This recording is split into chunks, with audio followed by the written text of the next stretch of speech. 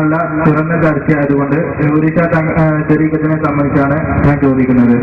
നൂരിഷ തരീഖത്തിനെ സമസ്ത സുന്നി വിഭാഗം എന്തുകൊണ്ടാണ് എതിർക്കപ്പെടുന്നത്? അത് എതിർക്കുന്നുണ്ടെങ്കിൽ അതിന്റെ ഈ സുന്നി വിഭാഗം ഏതെങ്കിലും ഒരു പുസ്തകം ഇറക്കിയിട്ടുണ്ടെങ്കിൽ ആരാണ് ഇറക്കിയത് എന്നും ഏതാണ് പുസ്തകത്തിന്റെ പേരുമെന്നും വിശദമായി പറയണം. തരീഖത്തിനെ സംബന്ധിച്ചാണ് ചോദ്യകർത്താവ് ചോദിച്ചത്. ശരിയായ തരീഖത്ത് എന്ന് പറഞ്ഞാൽ ഹബീബായ റസൂലുള്ളാഹി സ്വല്ലല്ലാഹു അലൈഹി വസല്ലമ തങ്ങളെ ആചാരാനുഷ്ഠാന കർമ്മ വിശ്വാസങ്ങളിൽ പിന്തുടരുന്ന തരീഖത്ത് മാത്രമാണ് എന്ന് എല്ലാ പണ്ഡിതന്മാരും ഉണർത്തിയത് കാണാം. അല്ലാമ ഹുസൈനി റഹ്മത്തുള്ളാഹി അലൈഹി തന്റെ റിസാലയിൽ വസ്തുനിഷ്ഠമായി ഈ വിഷയം രേഖപ്പെടുത്തിയിട്ടുണ്ട്.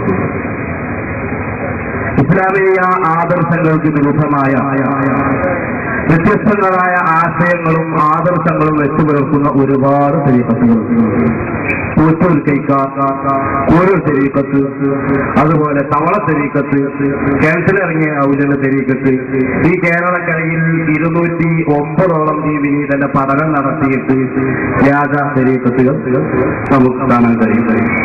ഏതായിരുന്നാലും സമസ്ത കേരള ജംഇയ്യത്തുൽ ഉലമ വസ്തുനിഷ്ഠമായി പഠനം നടത്തി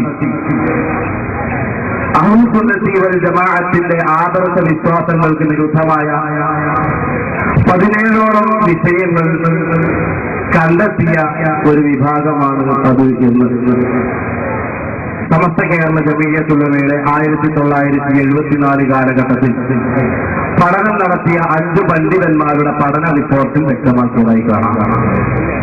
മാത്രമല്ല